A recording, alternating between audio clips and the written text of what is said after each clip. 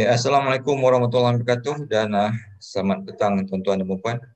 Hari ini adalah merupakan webinar yang ke-8 anjuran Galeri Diraja Tuanku Jaafar. Dan sekarang ini kita masih dalam PKPB dan kita buat perkongsian melalui online dan ianya lebih kita boleh berkongsi dengan lebih luas. Dan apa hasil yang kami buat di sini, kita akan kita akan edit dan kita akan keluarkan dalam YouTube dan kita akan sebarluaskan untuk semua orang. Jadi saya mengucapkan ribuan terima kasih kepada Tuan Muhammad Azizi bin Sukafli dan tuan-tuan yang sudi duduk serta dalam sesi webinar kali ini yang bertajuk Ketatanegaraan Kesultanan Perak. So ini adalah pertama kali kami buat luar daripada Negeri Sembilan. Yang sebelum ni kita buat yang ada berkaitan dengan Negeri Sembilan. Macam contoh Tok Engku Kelang, Bugis di Negeri Sembilan, Cok Mohor, Diraja Negeri Sembilan dan juga semangat nasionalisme di Nusantara. Dan kali ini kita buat Negeri Perak. Mesti orang ramai tanya kenapa Negeri Perak. Kita nak melihat persamaan dan perbezaan di antara Negeri Sembilan dan Perak. Dia Perak dari segi sejarahnya, dia mesti ada berkaitan daripada Sumatera, daripada Palembang dan turun ke Tanah Melayu. Kita nak lihat di manakah persamaan dan perbezaannya itu. Supaya kita faham sistem itu dibawa, turun ke Tanah Melayu dan akhirnya berkembang dan akhirnya mengalami satu proses evolusi sehingga membentuk sistem diraja sekarang. Jadi tuan-tuan dan puan, kita bertuah ni kita bersama dengan Tuan Muhammad Azizi bin Sukafli, pelajar PhD Istek UIA,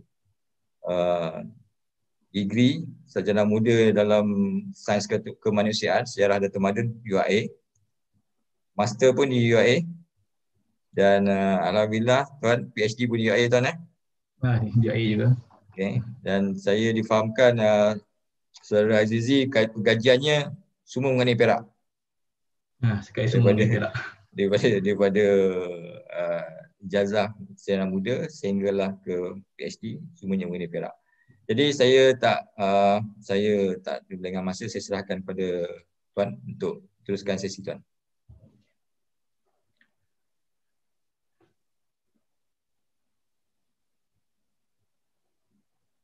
Jika ada soalan, tuan-tuan yang pendengar boleh type dalam ruangan chat ataupun Q&A.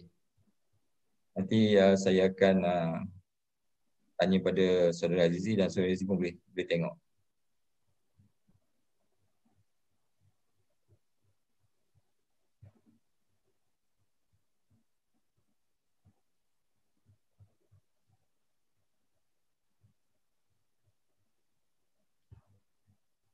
Slide ni dah keluar.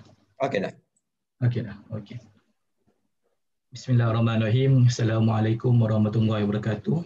Kepada Tuan Moderator, Tuan Mak Khairil dan juga para pendengar sekalian. Terima kasih kerana sudi mendengar satu perkongsian awal untuk hasil kajian untuk PhD saya. Mungkin saya boleh anggap satu sesi pre-viva untuk saya. Okey, mungkin boleh komen-komen sebab saya tengok ada ni Tuan Megat Iskandar, salah seorang pakar sejarah Perak juga yang menyertai sesi ni.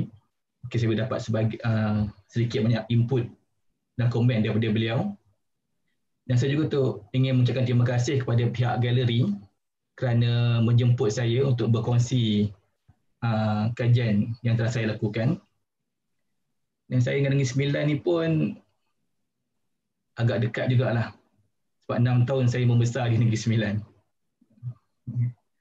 Dan bila pihak galeri menjemput saya pun rasa agak terharu jugalah. Terima kasih selagi kepada pihak galeri. Okey. Seperti yang dimaklumkan, kajian ini adalah sebahagian daripada tesis PhD saya di ISTEA UM. Sedikit sebanyak saya punya biodata yang telah disebutkan juga oleh Tuan Khairil tadi. Saya mula PhD di 2018. Saya punya master atau sarjana habis selesai pada 2017 dengan tajuk Undang-Undang 99 Perak kajian mengenai pengaruh Islam dan adat terhadap masyarakat Melayu. Ketika saya memilih tajuk untuk master untuk sarjana ni, salah seorang panel ketika sesi proposal defense bertanya kepada saya, kenapa saya pilih tajuk ni? Dan saya memilih antara jawapan saya yang antara jawapan awal saya, senang kerana saya orang Perak. Sebab saya nak mengkaji tentang negeri saya sendiri. Okay, untuk melihat khazanah yang ada dalam negeri saya sendiri. Okay. Dan ketika PhD pun saya memutuskan untuk meneruskan tajuk tersebut untuk mengkaji lebih lanjut tentang negeri Perak, melihat jika ada lompong-lompong yang boleh dikaji, yang boleh diketengahkan. Dan kadang-kadang mungkin dah dikaji dahulu lama, mungkin 50 tahun dahulu, mungkin 60 tahun dahulu. Saya cuba nak ketengahkan kembali dan mungkin dengan satu perspektif yang baru. Jadi nak kata saya punya kajian ni bahan baru yang 100% baru jumpa, tak juga. Bahan-bahan dia banyak yang dah ada, yang dah dibincangkan sikit sebanyak. Cuma saya membawa satu perspektif baru untuk melihat peranan bahan-bahan ini, peranan naskah-naskah ini terhadap pembinaan tamadun Melayu kita. Okey. Okey. Ini adalah pembahagian untuk saya punya perbincangan pada petang ini. Pertama, saya akan berikan sikit sebanyak latar belakang ringkas Kesultanan Perak. Ringkas saja, tak perlu panjang. Dan kemudian saya akan definisikan apakah itu ketatanegaraan yang saya maksudkan. Sebab itu pun satu benda yang penting. Sebab bagi orang politik sains, dia akan memandang satu aspek yang berbeza ketatanegaraan ini. Bagi orang sastra, lain dia punya perspektif pandangan terhadap ketatanegaraan ini. Jadi, saya akan cuba bincangkan dan nyatakan apakah yang saya maksudkan dengan ketatanegaraan untuk bidang kajian saya. Dan ketika saya akan nyatakan secara ringkas apakah naskah-naskah yang saya rujuk untuk kajian saya pakai sekurang 2 naskah undang-undang lama, 1 naskah adat istiadat, teks sejarah sendiri itu Hikayat Islam Melayu, dan juga saya membuat sedikit sebanyak rujukan atau perbandingan kepada Undang-Undang Tubuh Kajian Negeri Perak sendiri, iaitu yang pada tahun 1948. Okay. Dan yang keempat, saya akan melihat ketatanegaraan Kesultanan Perak berdasarkan manuskrip ini, berdasarkan naskah-naskah ini. Okay. Bagaimanakah naskah-naskah ini, undang-undang, teks sejarah, teks adat istiadat, dia membina ketatanegaraan Kesultanan Perak. Sekurang-kurangnya adalah satu naskah, satu bahan yang merekod cara pelaksanaan bagaimanakah Kesultanan Perak menjalankan pemerintahan mereka. Mungkin akan ada perbincangan yang mana datang dahulu, adakah diamalkan dahulu ataupun direkodkan dahulu. Biasanya itulah satu perbincangan yang susah untuk dijawab. Mungkin ada istiadat yang hanya disampaikan secara lisan saja, kemudian baru direkodkan. Mungkin ada juga yang baru nak diperkenalkan, kemudian direkodkan. Jadi itu satu benda yang betul-betul saya katakan, dan satu proses yang berterusan. Okay, mungkin tidak ada satu tata cara baru yang direkodkan, atau tata cara lama yang direkodkan sebagai panduan, sebagai rujukan untuk masa akan datang. Dan kelima adalah kesimpulan untuk saya punya perbincangan ini. Okey. Latar belakang Kesultanan Perak. Okey. Seperti yang kita sedia maklum,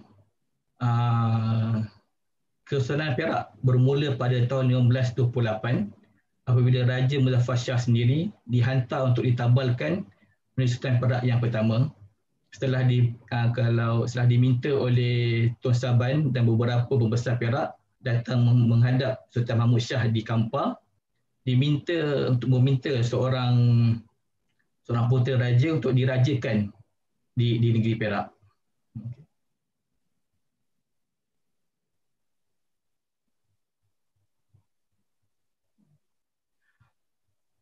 Dan sebab itu dicatatkan bahawa di negeri Perak sebelum dia tertubuh yang satu kesultanan yang bersatu, telah disebut beberapa entiti politik yang telah wujud di Perak seperti Kerajaan Beruas, Kerajaan Manjung. Okay. So sebelum lagi itu, jauh lagi itu sebelum Melaka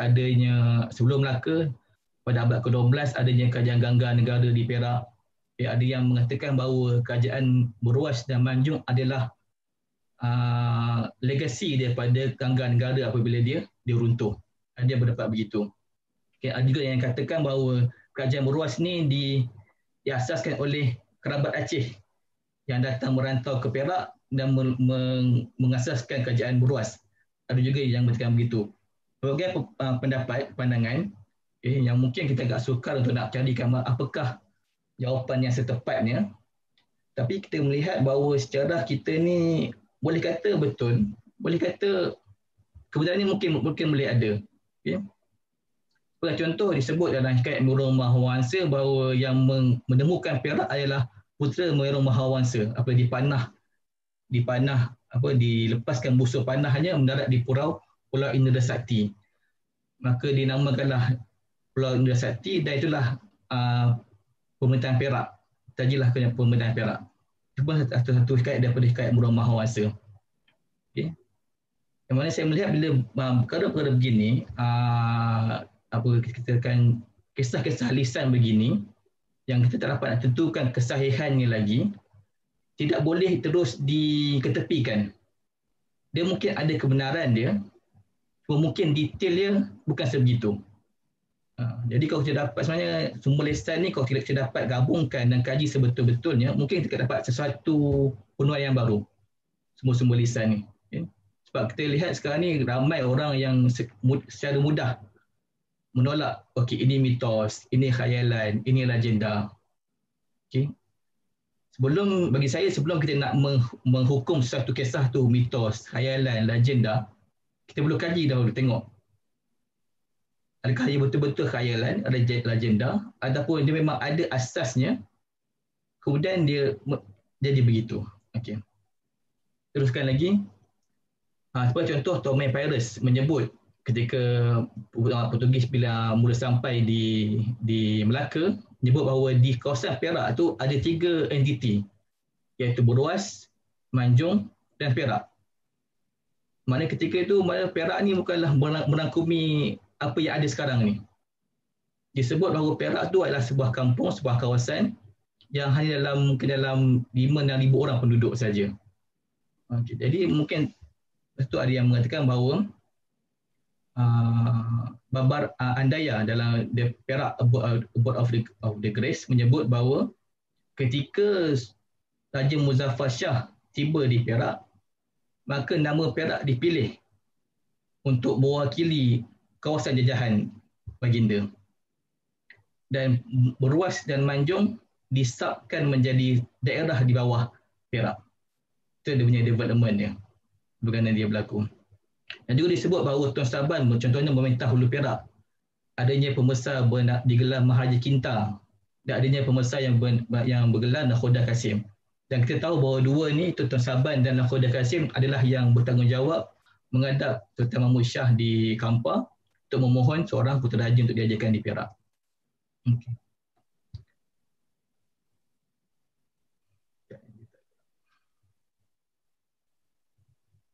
Okay. Dari tempoh penubuhannya itu pada tahun 1528 hinggalah ke abad ke-19, Perak telah melalui pelbagai cabaran dalam mempertahankan kedaulatannya daripada cabaran kuasa luar. Jadi kita lihat Portugis bila Portugis merampas menduduki Melaka, Portugis juga memandang bahawa Beruas dan Manjung ini sepatutnya bawah mereka. Mereka memandang begitu, walaupun tidak secara formal, walaupun tidak ada secara perjanjian yang nyata, tapi Portugis menganggap bila mereka menjajah Melaka, maka sepatutnya jajahan di bawah Melaka pun adalah milik mereka. Okay. Dan bila naiknya Aceh, terlihat ada contoh macam perdagangan Aceh di Perak. Kita tahu bahawa Aceh pernah menyerang sebenarnya tanah Melayu beberapa kali. Okay, dalam usaha Aceh untuk menghalau Portugis, Aceh cuba nak menakluki ataupun cuba nak menyatukan kerajaan-kerajaan di semenanjung Semenanjung untuk bersatu untuk menghalau Portugis. Okay. Dan sekurang-kurangnya pengaruh Aceh di Portugis kuat sehinggalah pada tahun 1640-an. Apabila Aceh mula lemah, barulah Perak dapat orang kata apa, lega sedikit daripada campur tangan Aceh. Okay. Dan dalam masa yang sama juga Belanda, bila Belanda tiba, Belanda pun cuba untuk nak mencampur tangan dalam hal ehwal Perak, terutamanya kerana timah. Yang antara sebab utama dia kerana timah, biji timah. Kerana Perak, mana sebelum Megah Ibrahim lagi, Perak memang dikenali sebagai antara pengeluar biji timah. Dan Belanda cuba untuk memonopoli perdagangan biji timah di Perak. Dan itulah berlakulah beberapa siri-siri perbincangan, siri-siri pertempuran kecil, seperti mana di Pulau Pangkor adanya pos Belanda di situ yang mana pernah dihalau oleh orang Perak sekejap, kenapa Portugis Belanda datang balik di pos di Pulau Pangkor tu. Kemudian bila munculnya Raja Kecil Siap yang menuntut tahta Johor, maka berlakulah satu period orang kata campur tangan Minangkabau dan Bugis di Semenanjung, dan Perak pun terkena tempias persaingan antara Minangkabau, Bugis dan juga Melayu itu sendiri. Okay. Kita melihat bahawa pernah ada sekurang-kurangnya sekali Raja Putera daripada Minangkabau, saya ingat nama dia Raja Berkabat saya ingat nama dia, pernah menyerang Perak sekali. Okay. Dan Bugis pun pernah menyerang Perak, okay, untuk sekurang-kurangnya untuk nak mendapatkan kawasan di bawah Sultan Perak, di kawasan Hulu Benam, di kawasan Tanjung Malim situ. Itu pun antara border yang jadi perebutan antara Perak dan juga Selangor. Walaupun awalnya yang menambalkan Raja Sultan Selangor tu adalah Perak sendiri. Tapi kemudian bertihad bila Selangor makin kukuh, makin kuat, mereka pun cuba untuk nak mengaguh-gugat di keadaan di Perak. Kemudian tibanya pengaruh campur tangan Siam, walaupun tidak secara langsung melalui Kedah, tapi Siam pernah juga mengganggu-gugat ketenteraman di Perak, dan masa sama juga adalah katanya British. British bukan, yang kita maklum, British bukan datang mula dengan 1874, bukan. Sebelum tu dah British, cuma mereka belum lagi secara langsung masuk ke negeri-negeri Melayu. Okay. Dan sebelum perjanjian Pangkor 1874, adanya perjanjian Beni contohnya, perjanjian Law contohnya. Sebelum tu 1886 contohnya. Okay. Dan inilah antara kuasa-kuasa luar, okay, yang sama ada daripada barat ataupun dalam Pulau Melayu sendiri, yang mewarnai perjalanan sejarah Sunan Perak. Dan semua ini membantu kedinamikan dan daya ketahanan Sunan Perak untuk terus kekal sampai ke hari ini. Okay, kalau kita kira daripada tahun 1528, Perak telah mencapai usianya 492 tahun institusi Kesultanan Perak itu sendiri. Okay. Dan sekarang Perak ditadbir ataupun di bawah penaungan Sultan yang ke-35, itu Sultan Azim Muhyiddin Shah sendiri.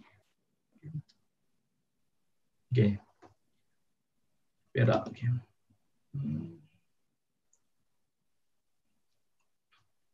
Okay, kita akan masuk kepada definisi ketatanegaraan. Apakah yang cuba saya masukkan dengan ketatanegaraan Perak itu sendiri? Okay. Jika melihat kepada definisi Dewan Bahasa dan Pustaka, disebut bahawa ketatanegaraan bermaksud hal yang berkaitan dengan tata negara seperti politik dan lain-lain. Juga disebut ialah susunan dan bentuk pemerintahan negara, hukum, undang-undang, susunan dan peraturan negara.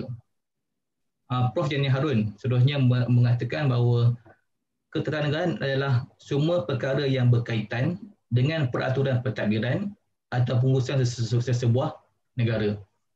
Kalau kita guna pakai terma moden sekarang ni, kita boleh katakan sebagai politik, okay, ataupun pentadbiran. Lepas tu ada sarjana yang berpendapat politik itu adalah satu terma yang baru yang dibawa masuk pada zaman moden yang kita ambil daripada bahasa Inggeris. Kemungkinan, tapi adakah bermaksud sebelum tu orang Melayu tak tahu apa itu politik? Bagi mereka, ketatanegaraan adalah ilmu politik orang Melayu. Sebelum kita gunakan terma politik, kita gunakan terma ketatanegaraan untuk merujuk pada ilmu politik dan ilmu pentadbiran. Dan saya pakai istilah Inggeris sebagai statecraft, yang ada bermaksud the art of governing state affairs and the skill of governing a country. Mana maksud yang hampir sama. saya ambil satu maksud yang agak general, agak umum untuk kajian ini.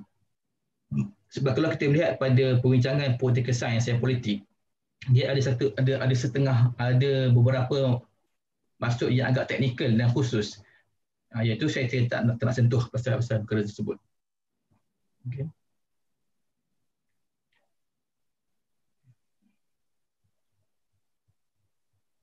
Okey. Dari segi keadaan akademik di Malaysia, terutama dalam bidang pengajian Melayu, kajian-kajian ketatanegaraan lebih terarah kepada karya-karya dalam genre sastra ketatanegaraan. Maknanya kita lebih melihat ketatanegaraan ataupun karya-karya ketatanegaraan sebagai hasil sastra.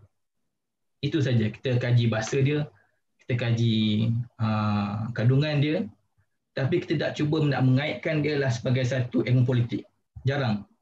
Biasanya kita hanya akan buat kajian bahasa, kajian interteks macam itu, kajian kandungan semata-mata, tanpa kita mengaitkan inilah teks, inilah kandungan perbincangan yang mempengaruhi worldview, mempengaruhi pemikiran orang Melayu. Okay. Dan biasanya dalam sastra ini disebut adanya itu karya adab ketatanegaraan, adab. Ditambah lagi satu adab. Okay. Dan satu perbezaan. Okay. Bila disebut adab ketatanegaraan ialah a work about the state and statecraft concentrating on principle for the guidance for rulers in carrying out their duties, a genre which is most identical to that of mirrors for princes in Islamic literature. Okey. Ini saya maksudkan bila dalam kajian yang lebih fokus kepada sastra, mereka lebih melihat karya-karya ini sebagai adab ketatanegaraan. Maknanya hanya sebagai nasihat, hanya sebagai panduan. Mungkin dipakai, mungkin tidak dipakai. Mereka hanya kajian awal lebih menganggap dia hanya sebagai tulisan, itu saja. Inilah yang cuba dipropagandakan oleh British juga, bila apa yang kita buat semuanya hanya tulisan, dia tak ada apa-apa kaitan pun, dia tak ada apa-apa efek kepada orang Melayu. Dan sayang sebenarnya begitu. Bila kita buat begini, seperti yang saya akan sebutkan nanti, contohnya Prof. Zainal Keling menyebut bila kita memandang begini, maka kita menganggap bahawa orang Melayu tak ada ilmu. Tak ada apa-apa. Kita tak ada ilmu politik, kita tak ada ilmu perubatan, kita tak ada ilmu tu, ilmu ni. Sekarang baru saya nampak adanya perkembangan yang agak bagus, agak menarik. Kita mula kaji tentang perubatan Melayu, etnosains Melayu, ilmu matematik Melayu daripada masing-masing lama. Okay.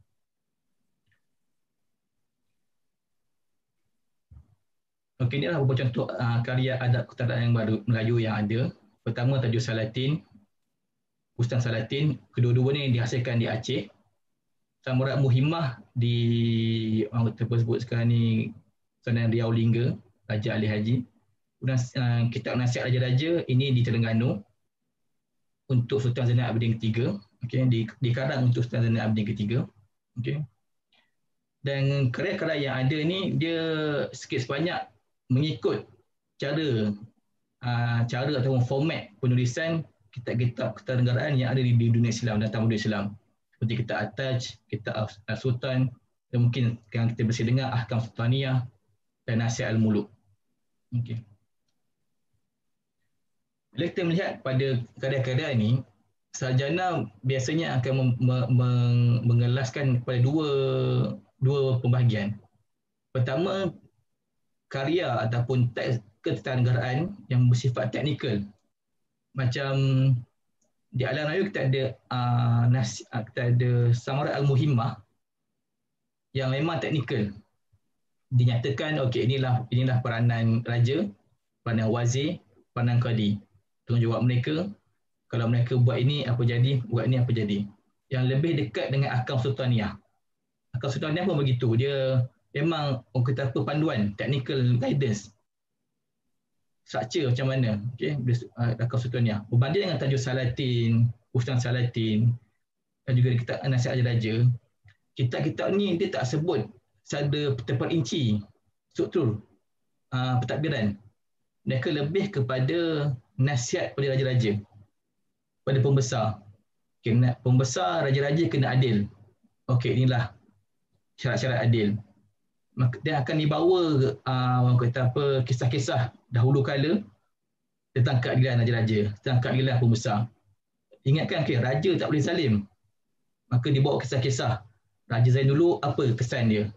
Pembesar yang zalim dulu, apa kesan dia? Daripada kisah penceritaan. Okay. Kita dapat kita ada dua gaya penulisan ketatanegaraan di alam Melayu. Dan bagi Prof Jani Harun, dan saya setuju dengan beliau, karya-karya yang lebih pada nasihat penceritaan ini lebih tepat digelar sebagai adab ketatanegaraan. Ialah karya adab ketatanegaraan. Dia lebih menekan pada adab, pada moral ethics, pada etika ketatanegaraan berbanding dengan struktur panduan khusus tentang kenegaraan, ketatanegaraan. Okay. Jadi apa yang saya cuba buat ialah saya cuba nak menggabungkan kedua-dua aspek ini. Okay.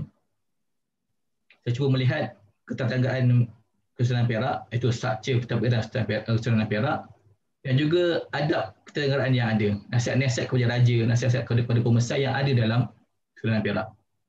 Okay. Cuma soalannya, adakah wujudnya adab ketatanegaraan yang khusus bagi Kesultanan Perak? Tentunya kita tahu Tajuk Salatin dan Bustan adalah dikarang untuk kerajaan Aceh. Darat Muhimah tu kerajaan Johor, Riau, Lingga. Mungkin kisah nasihat raja untuk Terengganu. Perak adakah ada teks khusus? Setakat ini kita tak jumpa.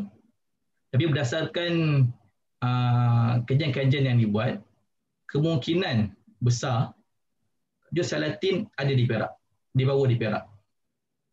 Mengambil kira juga lamanya pengaruh campur tangan Aceh di Perak, dan juga memang adanya Maxwell 17 mengenai Tajuk Salatin. Jadi saya boleh mencadangkan bahawa Tajuk Salatin digunakan pakai di Perak juga.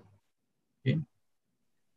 Bahkan salinan Bustan Salatin wujud di Terengganu walaupun namanya lain. Okay. Jadi saya melihat bahawa walaupun Tajuk Salatin dan Bustan Salatin dihasilkan di Aceh, tapi dia juga tersebar luas di kesultanan yang lain. Di Perak diguna pakai, di Terengganu diguna pakai juga, dirujuk juga. Okay, ini agak panjang. Ini saya ambil daripada kata-kata Prof Lana Keling. Okay, apakah kepentingan karya-karya ini? Boleh saya sebut tentang karya ketatanegaraan, karya teks undang-undang. Apakah kepentingan dia? Okay. Pertama disebut bahawa inilah satu bentuk analisis budaya politik Melayu. Kalau kita nak memahami bagaimana orang Melayu berpolitik dahulu, pada zaman dahulu, mana sebelum kedatangan British, kedatangan konsep politik yang moden, teks-teks inilah yang menjelaskan kepada kita bagaimana orang Melayu memandang apa itu kerajaan, apa itu raja, apa itu pembesar, apa itu adil, apa itu zalim. Okey.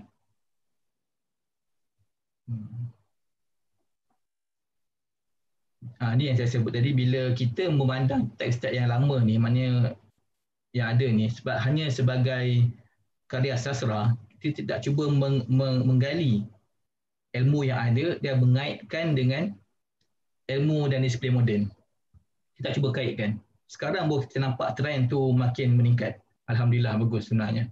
Baru-baru ni kita nampak berita bahawa berapa puluh naskah etnomatematik dijumpai oleh sekumpulan pekaji dan cuba dikaji. Biasanya tu bagus sebenarnya. Dan di UA Kontan, kita boleh lihat ada 2-3 persidangan dibuat tentang kitab tip Melayu di UA Kontan. Bagus, Alhamdulillah sebenarnya. Kita cuba menggali balik, sekurang kita kata bahawa kita ada ilmu kita ada tradisi kita. Kita bukanlah suatu bangsa yang tak ada apa-apa. British datang, baru kita ada something. Tidak kenal. Okay. Okey. Ini yang saya sebut tadi, apakah tema utama karya ini saya merujuk pada karya yang 7 ini, yang 9 ini. Biasanya ada ketatanegaraan dia akan lebih kepada idea dan konsep kedaulatan raja. Okey. Maknanya bagaimanakah raja itu mendapat kedaulatan dia. Apakah asas kedaulatan raja-raja? Okay. Dan nasihat dan panduan kepada raja-raja dan pembesar, nasihat yang diberikan. Dan ada setengah karya pun ada menyebut ciri-ciri tugas-tugas dan tanggungjawab pada pembesar dan raja. Walaupun tidak orang kata secara detail dan secara terperinci, sekurang-kurangnya mereka karya-karya ini menggariskan tugas-tugas yang umum, skop-skop yang umum, tanggungjawab yang umum. Contohnya pembesar mestilah adil, mestilah jujur, raja mestilah adil, raja mestilah memilih menteri-menteri yang sesuai, menteri-menteri yang baik. Disebut bahawa menteri yang raja yang baik akan mempengaruhi menteri yang baik, akan melahirkan menteri yang baik, dan raja yang jahat akan melahirkan menteri yang jahat. Ada juga yang kata yang bahawa menteri yang zalim akan mempengaruhi raja untuk menjadi zalim. Ini adalah satu nasihat, satu peringatan kepada pembesar, kepada pemerintah bahawa dua benda ni saling berkaitan. Raja, pembesar ni berkaitan. Dia akan saling mempengaruhi. Okay. Kadang-kadang yang okey mungkin raja tu okey, pembesar sekelilingnya tak okey. Kadang-kadang mungkin pembesar okey, raja yang tak okey. Itu yang kisah yang mereka nyatakan sebagai peringatan. Okay. Sebab itulah disebutkan bahawa raja sangat penting untuk mereka jadi bijak sana dalam memilih para pembesar sebagai penasihat mereka. Okay. Seperti yang nyatakan, biasanya karya adab ketatanegaraan ini tidak menyatakan secara terperinci struktur dan hierarki kerajaan pemerintahan. Hanya disebut perlunya menteri, tapi berapa ramai tak disebut. Okay. Dan apakah menteri yang khusus tak disebut. Kalau ada pun mungkin menteri yang 4. Menteri penghulu bendahari, Temenggung, Syahbandar ataupun Hulu Balang. Itu yang 4. 4 yang utama saja disebut. Yang lain bagaimana pula? Okay. Dan inilah saya melihat bahawa kita perlu mengambil naskah lain untuk melengkapkan kelompongan ini. Dan dia wujud dalam naskah sejarah bagi Perak Syarikat Malaysia Melayu, dan juga naskah undang-undang bagi Perak. Kita ada 2, Undang-Undang 99 Perak dan Undang-Undang Pahang Johor, Perak dan Johor. Okay. Jadi saya melihat kita perlu melihat naskah-naskah yang berbeza genre ini secara bersama untuk kita faham bagaimanakah idea politik ataupun falsafah politik yang difahami oleh masyarakat Perak, bagaimanakah struktur pemerintahan kerajaan Perak. Okay. Pembesar ni apa tugas dia, pembesar ni apa tugasnya. Okay. Dan benda inilah yang akan membentuk pemahaman kita bahawa kita ada something. Kita bukannya kosong, tak ada apa-apa, cacah merbah, British datang barulah kita belajar something, tidak. Okay. Bila sebut naskah sejarah, biasa kita akan satu pembuktian bahawa okey, menteri ni memang wujud. Bila disebut menteri-menteri ni, okey, dia memang wujud. Maknanya memang berlakunya satu struktur. Tapi kadang-kadang mereka juga tak jelaskan struktur yang jelas. Mana siapa yang di atas, siapa yang di bawah. Okay. Yang kadang-kadang mungkin ada dalam naskah undang-undang ataupun naskah adat-istiadat yang lain. Okay, seperti yang katakan, ketiga karya ini maknanya karya adat ketatanegaraan, naskah undang-undang, naskah sejarah, naskah adat istiadat, semua ni sebenarnya sepatutnya kita lihat saling melengkapi. Dan benda ni mungkin bukan hanya di Perak saja, mungkin di negeri lain juga kita boleh lihat bentuk yang sama, mungkin di Selangor, di Sembilan sendiri, di Pahang bagaimana. Okay, sebelum patutnya kita mula untuk melihat khazanah-khazanah ni secara menyeluruh, secara bersama. Betul saya menyokong usaha DBP dalam menerbitkan karya-karya sebegini, kajian naskah sebegini. Kita ada Perak, kita ada Selangor, kita ada Terengganu, Kedah, Kelantan. Okay. Naskah-naskah manuskrip yang ada. Untuk kita lihat bahawa kita memang ada banyak maklumat-maklumat native, maklumat-maklumat pribumi tentang kita punya tamadun. Okay. Ini seperti yang sebut tadi, walaupun Perak tidak menghasilkan teks ketatanegaraan dia sendiri, namun saya yakin Juz Salatin ada dibawa di Perak dan dibaca, dirujuk di sana Perak. Okay, pada bab ketiga, poin ketiga iaitu apakah naskah yang saya sebutkan. Okay. Saya bukan dari segi naskah sejarah, kita akan refer pada KM Masyarakat Melayu, itulah kepunyaan Perak, kebanggaan Perak yang ada. Okay. Wisted mengatakan bahawa ini adalah karya yang kedua terbaik selepas Ratu Salatin. Itu bagi Wisted punya. Okay. Naskah undang-undang kita ada dua, Undang-Undang Pahang, Perak dan Johor, dan Undang-Undang Sembusan Perak. Sebenarnya Perak ada 3. Tapi satu dulu saya tak kaji sebab beberapa kekangan saya dapat kaji. Seperti yang saya sebut awal tadi, iaitu Undang-Undang 12 Kena Kawal Perak. Memang ada. Okay. Mungkin akan datang, kalau ada berminat untuk mengkaji, boleh silakan kaji. Maxwell 44 yang disebut oleh Tuan Megat Iskandar tadi. Dan mikrofilmnya ada di UKM, dari UKM. Kita boleh akses. Cuma tulisan Jawi dia agak sukar untuk dibaca, jadi mungkin akan ambil masa lah untuk nak baca teks Maxwell 44 tu. Jadi saya hanya berfokus pada 2 undang-undang saja, iaitu Undang-Undang Pahang, Perak dan Johor, dan Undang-Undang Sembusan Perak. Dari segi adat istiadat, saya merujuk kepada susunan yang pertama, Adat Lembaga Orang-Orang Melayu di dalam negeri Perak Darul Rizwan daripada zaman purbakala yang dikumpulkan, diolah dan diterbitkan pada tahun 1935. Okay. Juga kita ada manuskrip Tawarikh Raja-Raja dan Adat Istiadat zaman purbakala negeri Darul Rizwan. Dan akhirnya kita akan melihat kepada Undangan Tubuh Kerajaan Negeri Perak. 2 bahagian. Bahagian pertama dimasyhurkan pada 1948 dan bahagian kedua pada 1953. Okey. Perlu diingatkan juga, bila sebut Hikayat Islam Melayu, dia tidaklah sepenuhnya daripada awal sampai akhir tentang Selan Perak macam Satu Salatin. Satu Salatin memang agak lengkap. Ada Sultan pertama Melaka sampailah ke Sultan Melaka yang terakhir, dan disambung ke Johor sedikit. Dan ada sambung ke Siak. Okay. Bagi Islam Melayu, tidak semua era ditulis, dicatatkan. Okay. Islam Melayu bermula dengan pemerintahan Sultan Perak yang ke-10, Sultan Muzaffar Shah pada tahun 1636. Itulah Sultan yang pertama yang itu penceritaan Hikayat Islam Melayu bermula dengan Sultan Perak yang ke-10. Tumpuan utamanya lebih kepada Sultan Perak yang ke-15, Sultan Iskandar Zulkarnain Shah, yang dianggap sebagai zaman keemasan Kesultanan Perak pada zaman Sultan Iskandar ni. Disebut bahawa dibina istana yang gah 7 tingkat di Pulau Indra Sakti pada zaman Sultan Iskandar Shah ni. Dan dia berakhir dengan zaman Sultan Perak yang ke-17, iaitu Sultan Alauddin Mansur Shah. Okay.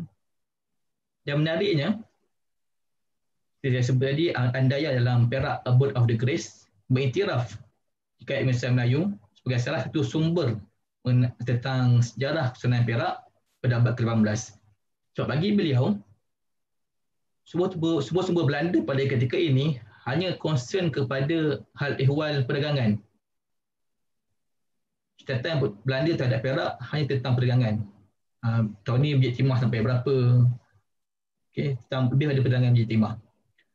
Dan rekod yang agak panjang ataupun lengkap hanya ada bila Belanda di Melaka ada masalah dengan Perak.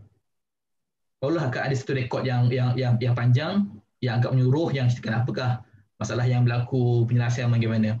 Bila tak ada masalah yang berlaku, tak ada rekod pun. Rekod dia hanya sekadar okey, jual beli biji timah. Okey, tahun ni sampai berapa bahar biji timah, itu saja. Jadi bagi Andaya, untuk nak faham lebih lanjut apa yang berlaku di Perak pada ketika itu, nak tak nak kena rujuk pada Masa Melayu juga. Namun kita pun fahami bahawa tak sepenuhnya apa yang dicatat dalam Masa Melayu itu tepat 100%. Ada nama yang silap dicatatkan. Okay. Jadi perlunya satu cross reference, satu perbandingan rekod Belanda dan juga dengan rekod dengan Hikayat Masa Melayu. Okay. Tapi ini satu poin yang penting, bahawa kita perlu melihat sastra sejarah kita, karya sejarah kita. Satu Salatin, Hikayat Masa Melayu, di Johor ada Tufat An-Nafis, kemudian ada Hikayat Siak. Okay. Di Kedah ada At-Tarikh Salasilah Kedah. Okay. Sebelum kita menolak semua ni hanya sebagai orang kata apa sastra sejarah, tak ada nilai, tidak sebenarnya. Dia ni semuanya ada nilai, cuma kita perlu pandai memilih sebab dia bukanlah satu buku apa, satu karya sejarah yang dah macam buku akademik, bukan. Dia adalah sumber-sumber sejarah yang perlu kita baca, kita nilai, kita kritik mana yang boleh diambil, mana yang kita boleh ketepikan. Adakah nama ni betul, adakah tahun ni betul, adakah peristiwa ni betul, yang perlu kita ada call reference. Kita sebut undang-undang Pahang, Perak dan Johor. Semula tertanya juga bagaimana undang-undang ini boleh sampai di Perak. Okay, dan kenapa disekalikan tiga negeri ini, Pahang, Perak dan Johor. Okay. Diceritakan bahawa dalam manuskrip dia disiap tulis pada tahun 1995. Okay. Atas perintah Sultan Pahang yang ke-10, Sultan Abdul Ghafur Muhyiddin Shah. Okay. Juga dikenali sebagai hukum kanun Pahang, ataupun undang-undang Pahang. Dan berdasarkan saya punya pembacaan dan saya punya kajian, saya percaya bahawa undang-undang ini sampai di Perak seawal 1900. Apabila direkodkan bahawa berlakunya perkahwinan antara putera Sultan Abdul Ghafur ni dengan puteri kerabat Perak, iaitu puteri Sultan Perak yang kedua. Jadi saya mencadangkan bahawa sekurang-kurangnya seawal ini undang-undang ini dibawa ke Perak. Kenapa saya berkata begini? Sebab manuskrip lain undang-undang Pahang, Perak dan Johor ni ditemui di Patani. Dan dia sampai di Patani adalah apabila Sultan Abdul Ghafur ni berkahwin dengan Raja Patani, Ratu Patani, dengan adik Ratu Patani pada ketika itu. Kita tahu yang Patani pernah ada tiga orang cerita saya diperintah oleh raja perempuan. Okay. Sultan Abdul Ghafur ni pernah berkahwin dengan seorang adik ni. Okay. Dan undang-undang ni dibawa sekali ketika mereka pulang ke Patani. Jadi berdasarkan kepada sebab itu saya juga percaya bahawa undang-undang Pahang, Perak dan Johor ni sampai ke Perak melalui perkahwinan tersebut. Okay. Dan Maxwell menyebut bahawa undang-undang ini disebut sebagai undang-undang kerajaan di Perak. Menarik juga tu, kenapa disebut sebagai undang-undang kerajaan? Adakah dia digunakan, diimplementkan di Perak? Bersatu perkara yang menarik untuk dikaji. Okay. Dan adakah dia maksud bahawa Pahang ni menguasai Perak dan Johor? Itu pun satu soalan juga. Adakah Perak dan Johor ni di bawah Pahang pada zaman itu? Itu pun satu soalan yang mungkin boleh jawab pada masa kemudian. Okay.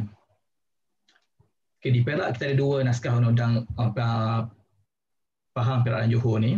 Pertama, Maxwell 17 milik Raja Idris, ketika itu Raja Bendahara. Raja Baginda ditabas oleh Sultan Perak yang ke-28. Dan Maxwell 20 milik kepada Datuk Seri Adika Raja, salah seorang orang besar di Lapan Perak. Okay. Dan maknanya dua naskah ni disimpan oleh dua individu yang penting dalam kerajaan Perak. Satu, Raja Idris, mana contohnya kemudian menjadi Sultan Perak, dan kemudian oleh individu yang memegang jawatan Datuk Seri Adika Raja. Yang baru kita faham bahawa keturunan Tuan Saban ni sangat penting di Perak. Hingga sampai sekarang adalah satu keturunan yang sangat signifikan di Perak. Tuan Saban lah yang merajakan Sultan Muzaffar Shah di Perak. Okay, kata apa? Dan kemudian Tuan Saban lah yang berkonflik sebentar dengan Sultan Muzaffar Shah. Okay. Tapi tetap peranan keturunan Tuan Saban ni tetap diiktiraf sebagai tokoh-tokoh utama dalam Kesultanan Perak. So jadi bila tokoh penting memegang naskah undang-undang ni, bagi saya itu bukanlah naskah yang hanya sebagai simpanan semata-mata. Dia ada pengaruh dalam pentadbiran Kesultanan Perak. Okay. Kemudian kita masuk pada naskah kedua untuk undang-undang Kesultanan Perak. Ini milik keluarga Said Jamaludin di Perak. Ini pun salah satu keluarga yang penting di Perak. Okay, keluarga Said Jamaludin. Okay. Kita baca ataupun blog-blog tulisan daripada yang mengkaji Perak, kita tahu yang bahawa ada 4 keluarga yang utama yang berpengaruh di Perak. Keluarga Sultan sendiri, keluarga Tuan Saban, keluarga Megat dan keluarga Said di Perak. Inilah 4 keluarga yang banyak mencorakkan jalanan sejarah Perak berdulu sampailah sekarang. Okay. Kenapa dinamakan Undang-Undang Persatuan Perak? Sebab dia ada 99 pasal. Itu je sebab dia. Tak ada sebab lain. Okay. Dan sebenarnya Said Perak ni kita ketahui bahawa sekurang-kurangnya selama beberapa lama, okey, yang ni poin yang terakhir tu, bahawa mereka ini memegang jawatan orang kaya Menteri Perdana Tuan sejak berzaman Sultan Muzaffar Shah ketiga berterusan hinggalah pada tahun 1863. Itu yang berterusan. Sebelum itu disebut bahawa Syed Hussein Al-Faras orang kaya Menteri Perdana Tuan yang pertama, disebut begitu. Kemudian ada macam terputus sedikit. Barulah Syed ni mula pegang balik orang kaya Menteri Perdana Tuan ni pada zaman Sultan Muzaffar Shah III. Hinggalah pada tahun 1863 bila jawatan ni dipindahkan pula kepada Ngah Ibrahim dan juga keturunan ni pula. Dan susunan yang pertama menyebut bahawa orang kaya Menteri Perdana Tuan ini ialah hakim besar atas perkara syarak dan adat. Dan dialah menjalankan Undang-Undang Persatuan Perak. Maknanya undang-undang ni bukanlah sekadar orang kata apa ditulis semata-mata. Dia dijalankan, dia digunakan. Mungkin orang boleh persoalkan sejauh mana dia dijalankan. Itu isu lain yang kita boleh bincangkan lah. Okay. Jadi menunjukkan bahawa Undang-Undang Persatuan Perak ni ada peranan dia, ada pengaruhnya dalam Persatuan Perak. Okey. Dan kemudian susunan adat yang pertama ni, seperti saya sebut, disusun pada tahun 1935 oleh satu jawatan kuasa yang dianggotai oleh beberapa kerabat diraja dan juga orang besar Perak. Okay. Dan dipercayai bahawa dia adalah satu, orang kata apa, mungkin satu rekod lisan yang dibukukan. Mungkin waktu itu Istana Perak rasa perlunya ada satu rekod untuk nak memelihara adat istiadat Perak pada waktu itu. Sebelum ianya tenggelam di telan zaman, perlunya satu usaha untuk merekodkan adat istiadat yang berlaku sebagai rujukan yang akan datang. Okey. Dan tak mustahil sebenarnya dia diambil daripada beberapa manuskrip rekod kesendirian yang dipegang oleh orang besar, dikumpulkan, kemudian dikompilkan. Tak mustahil juga. Dan terakhir ialah Undang-Undang Tubuh Kerajaan Negeri Perak. Okay, yang saya sebut, dia dua bahagian. Bahagian pertama 1948 dan bahagian kedua 1953. Tapi struktur orang besar Perak lebih pada bahagian kedua. Ini yang disebut Sultan, Bakal Sultan, Raja-Raja Bergelar, orang besar 4, orang besar 8, orang besar 16. Semua dalam bahagian kedua. Dalam bahagian pertama dia lebih ciri moden sikit, ataupun lebih macam Perlembagaan Malaysia pertama macam tu. Ini lebih pada konsep eksekutif, orang kata apa, executive council macam mana, itu macam mana. Okay. Dia sebut bahagian kedua dia lebih kepada pentadbiran struktur kesusahan itu sendiri. Okay. Disebut juga Tan Dewan Negara Perak, okay, orang besar Perak. Okay.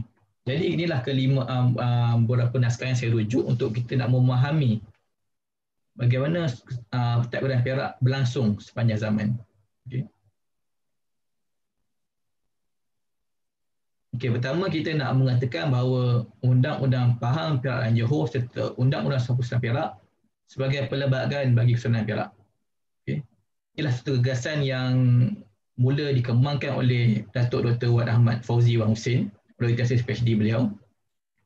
Tapi lebih awal daripada itu, Nur Aziz Selat, Dr. Nur Aziz Selat pada tahun 1999 telah mengemukakan idea yang sama, iaitu Undang-Undang Persatuan Perak sebagai perlembagaan bagi negeri Perak sebelum adanya Undang-Undang Tubuh Kerajaan Negeri Perak. Okay.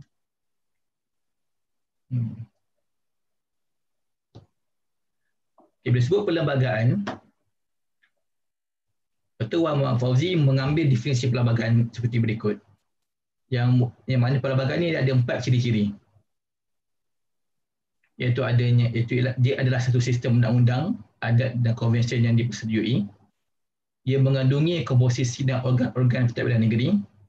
Ia mengagihkan kuasa eksekutif antara organ-organ pentadbiran dan ia menggariskan hubungan dengan rakyat. Ini adalah 4 definisi perlembagaan. Yang keempat-empat ini memang ada pada Undang-Undang Pahang Perak dan Johor dan Undang-Undang Persatuan Perak. Bahkan dia ada pada Hukum Kandang Melaka.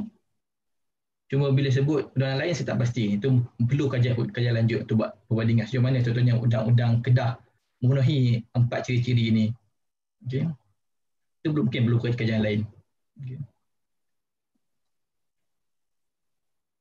Ini saya buat sebagai satu penjelasan bagaimana boleh sebut undang-undang ni adalah satu sistem undang-undang adat dan konvensi yang diakui. Okay.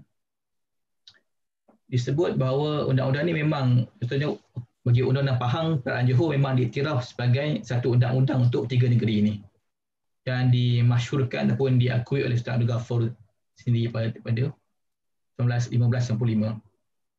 Dan disebut pada Undang-Undang Sebuah Perak mukadimah dia bahawa disebut memang undang-undang ni memang untuk dipakai.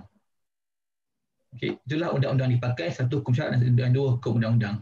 Maknanya disebut bahawa ia ditulis untuk dipakai, bukan hanya sekadar simpanan. Okay. Pak British selalu kata benda ni tak ada guna.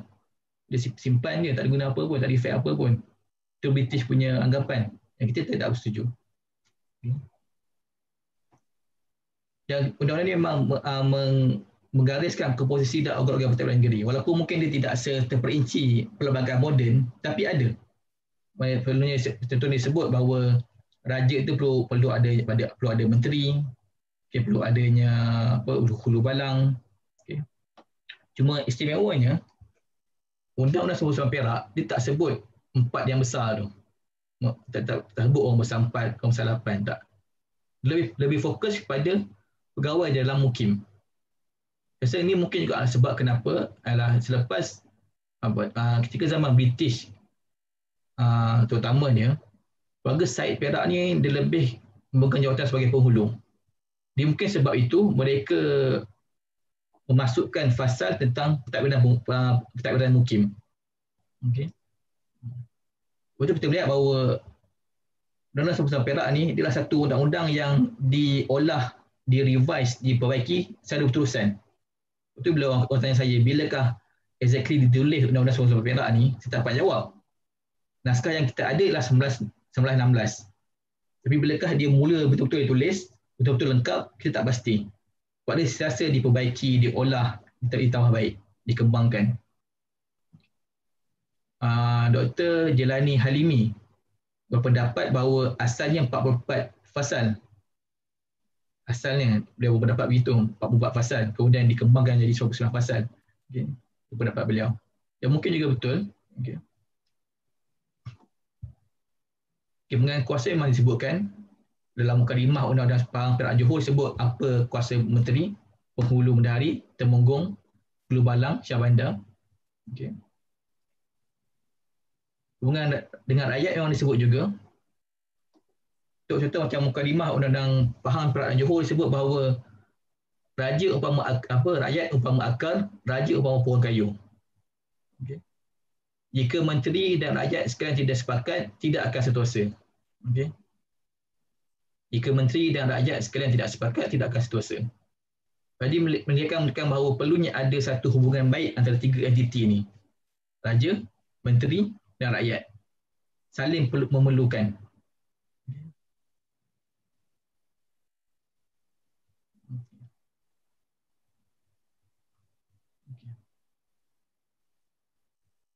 Dan status pengamalan ataupun perlembagaan Undang-Undang Sebuah Perak ni disebut ternyata daripada yang saya sebut tadi, daripada susunan adat lembaga negeri Perak. Okey ni. Sebab apa saya kata begitu? Okey. Susunan adat lembaga dikumpulkan pada 1935. Kerana Said terakhir menjadi orang besar, orang kaya Menteri Persekutuan 1863. Hampir dalam kira 80 tahun selepas itu. Okey. Kalaulah sebab Winstead dan Wilkinson mengatakan bahawa Undang-Undang Sebuah Perak ni hanyalah rujukan khas untuk keluarga Said, tak dipakai pun di Perak pun sebenarnya. Di sana tak pakai pun, hanya keluarga Said saja yang pakai benda ni. Kalaulah Said saja yang pakai, 1935 Said bukanlah lagi orang yang memegang orang kaya Menteri Persekutuan. Dia telah beralih kepada turunan Ngah Ibrahim. Tapi orang Perak masih mengingat, masih menyebut bahawa Undang-Undang Sebuah Perak ni di bawah tanggungjawab orang kaya Menteri Persekutuan.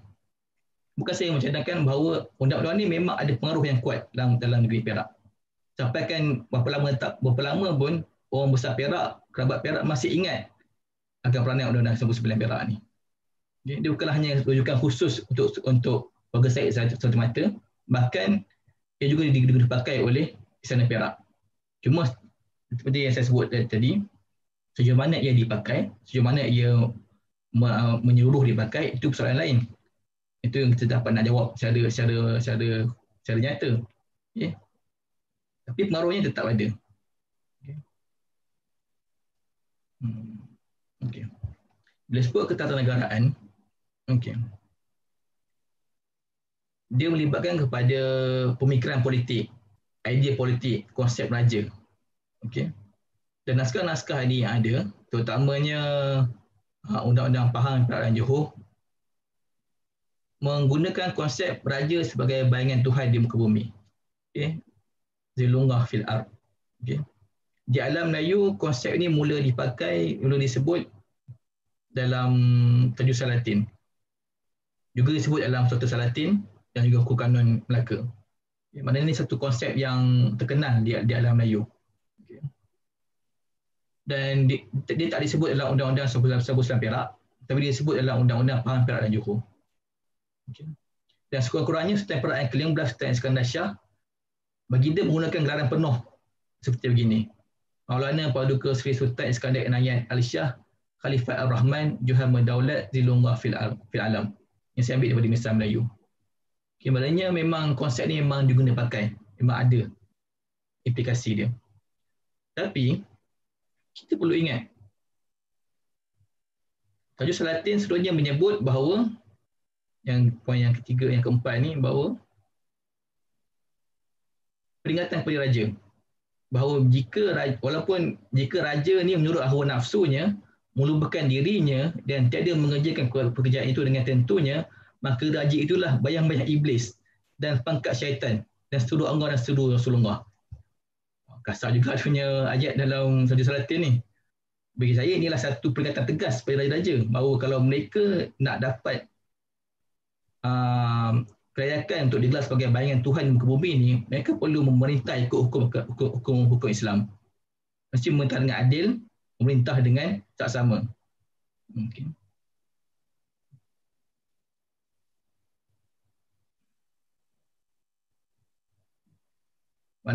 Maknanya konsep atau gelaran bayangan Tuhan di muka bumi ni bukanlah satu konsep yang percuma. Tidak. Dia sekali dengan beban tanggungjawab, beban pemerintahan yang berat. Okay, sebab itulah contohnya satu sarjana Julie Scott Mesami menyebut bahawa karya ketatanegaraan ini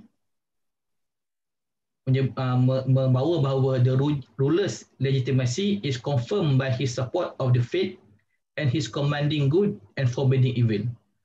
Okay. Maknanya asas kepada kedaulatan raja-raja itu letak pada benda ni, iaitu support of the faith and his commanding of good. Maknanya raja itu mestilah memelihara agama dan juga adil dalam pemerintahan dia.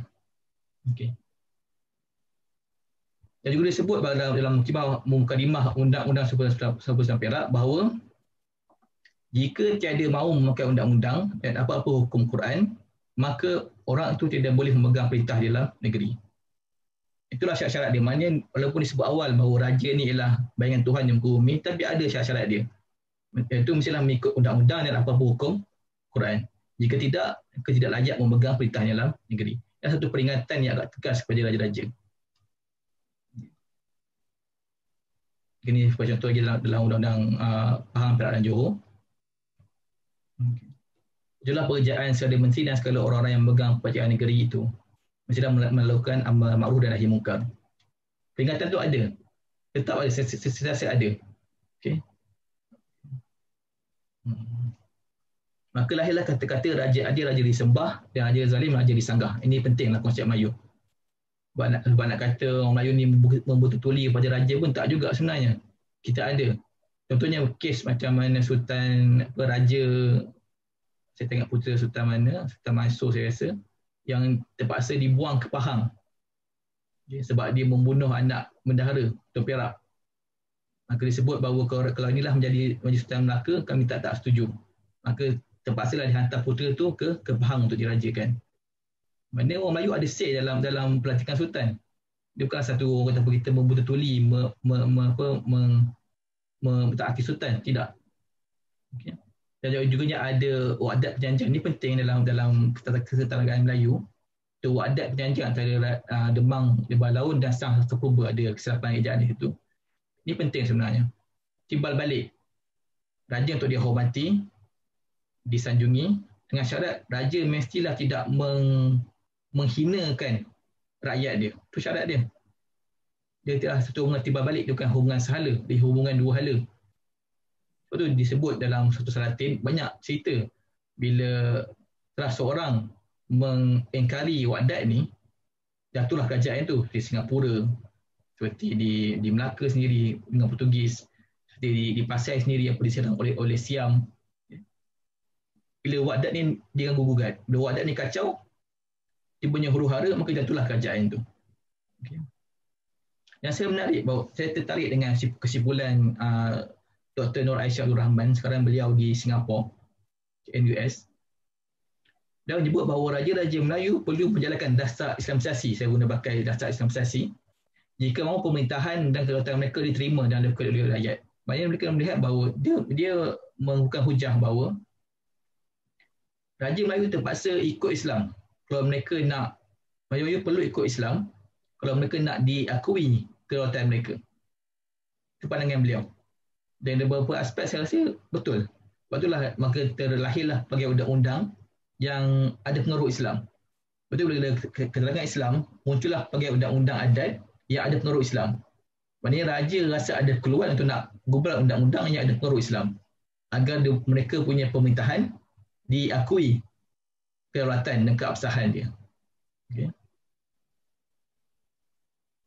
Jadi yang menarik juga dia bawa ke kisah ni bahawa sebenarnya raja dahulu ni walaupun saya tak langsung, walaupun kita nampak ada beberapa salah laku, tapi deep in their mind, maksudnya jauh dalam pemikiran mereka, dalam konsep mereka, mereka sedar bahawa mereka ni adalah tertakluk dengan undang-undang.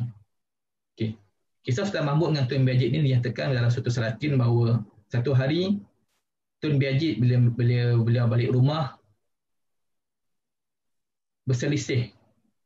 Beliau nampak Sultan Mahmud Shah Melaka ni keluar daripada rumah beliau.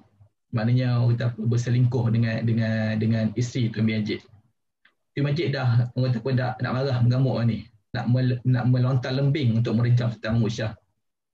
Tapi beliau tahan, mengatakan bahawa jikalau bukan adat Melayu untuk mendaka, dah lama hamba bunuh. Pengawal Sultan Mahmud tak serang Sultan Tun Biajit ni untuk nak tangkap, nak bunuh. Sultan Mahmud tahan. Sebab dia kata dengan diserang Tun Biajit sebab dia betul ikut hukum, memang betul salah. Kita tahu Sultan Mahmud ni dia punya kontroversi banyak.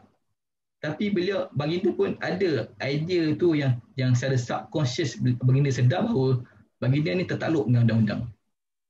Okay. Walaupun mungkin ada salah laku pelakuan, tapi mereka tetap sedar bahawa mereka ni tertakluk dengan undang-undang. Okey. Balik pada mungkin adalah poin utama kita lah. Struktur dan hierarki pemerintahan Kesultanan Perak. Okey. Perak mengamalkan sistem 4 lipatan yang menurut mendiang Prof. Kukai Kim dan juga Prof. Jani Harun berbeza dengan sistem 4 lipatan, dengan sistem pembesar 4 lipatan yang diamalkan oleh Melaka. Mula saya ingat benda yang sama sebab saya pun lama tak revise balik tentang Melaka, tentang semua ni. Tapi bila saya kaji pemandangan, saya baca balik perbincangan mereka berdua ni, memang berbeza sebenarnya. Sebab sistem 4 lipatan di Melaka lebih tertumpu pada 4 pembesar yang utama. Bendahara, Ulu Bendahari, Temenggung, Laksmana, ada yang sebut Syah Bandar. Maksudnya boleh sebut pemerintahan lebih pada 4 ni. Soalan 4 yang tunggak utama kerajaan. Struktur hierarki pembesar lain tak nyata. Boleh sebut Tuan Ali Raja ke apa semua, tak nyata. Mereka ni berada di mana? Di bawah siapa? Di bawah bendahara ni berapa ramai orang besar tak disebut. Okey, itu Melaka. Okay. Tapi bila kita lihat bila Sultan Muzaffar Shah mengasaskan ditambahkan di Perak, bagi dia ambil sistem ni dan kembangkan lagi, kemaskinikan lagi, maka lahirlah sistem empat lipatan. Okay. Yang bersandarkan kepada 4 hierarki pembesar. Mana bukan hanya Kuala Melaka hanya 4 pembesar, Perak 4 hierarki pembesar. Begini, iaitu orang besar 4, orang besar ada 8, orang besar 16, orang besar 32. Okay, saya guna ejaan D8 tu saya mengikut Undang-Undang Tubuh Kerajaan Negeri Perak. Undang Tubuh menggunakan ejaan D8. Mana berbanding dengan Melaka, hierarkinya lebih jelas. Memang disebut, okay, bawah Sultan selepas Raja bergelar, selepas bakal Sultan selepas Raja bergelar, adanya orang besar 4, orang besar 8, 16 dan 32. Memang disebut secara jelas. Dan benda ni tak ada dalam undang-undang, teks undang-undang tak ada. Teks undang-undang Johor hanya menyebut perlunya ada 4 menteri ni. Berapa menteri itu? Menteri, Pulu Bendahari, Temenggung, Syah Bandar, Hulu Balang, Kelakarahan. Sebut ni saja. Okay. Undang-undang Suara pula, undang-undang Suara Perak, saya sebut lebih kepada 7 orang pegawai dalam mukim. Okay. Jadi mana kita dapat maklumat tentang 4 hierarki pembesar ini? Ada dalam susunan yang pertama ada dalam Lembaga Wang Perak. Okay. Dia direkodkan dalam ni. Dan lepas tu setelah saya membandingkan dengan buku yang agak terbaru oleh adik Vincent Tang, okay, bila dibandingkan dengan susunan adat Lembaga Wang Perak, inilah susunan atur yang terkini. Boleh kata yang terkini. Di atas sekali ada Sultan Perak sendiri. Dan ada 2 bakal Sultan, Raja Muda dan Raja Dihilir. Tahun sebelum ni ada 3 bakal Sultan, iaitu Sultan itu Raja Bendahara. Okay, kemudian diturunkan balik Raja Bendahara kepada orang besar 4. Satu kisah yang menarik juga tu. Raja bergelar ni dulu boleh katakan ada hampir 10 Raja bergelar sebenarnya. Kemudian yang terkini hanya digunakan pakai 4 Raja bergelar. Sebab dulu ada Raja di Balok, Raja di Baruh, Raja di Darat, banyak Raja di Hulu. Tapi yang sekarang yang dibangun pakai hanya 4 saja. Dan orang besar negeri, dia orang besar 4, dia orang besar 8. Dan orang besar Perak, tu nak orang 16, orang besar 16. Termasuk juga tuah muda ataupun bakal bagi orang besar 4 dan bakal orang besar 8 dan orang besar 32. Bermaksud bahawa orang besar 16 ni tidak automatik jadi orang besar 8. Bakal orang besar 8 ialah tuah muda. Sebab mula saya ingat automatik orang besar 16 ni akan jadi orang besar 8. Sebenarnya tidak. Dia ada satu kategori lain, tu tuah muda. Dan kita tahu bahawa di Perak ni ada setengah jawatan tu memang jawatan turun-temurun. Seperti orang besar 4 ada setengah tu memang turun-temurun. Orang besar 8 pun ada setengah tu memang turun-temurun. Turunan Tun Saban, turunan Begat contohnya, turunan Mahaji Kinta ada turunan khas dia.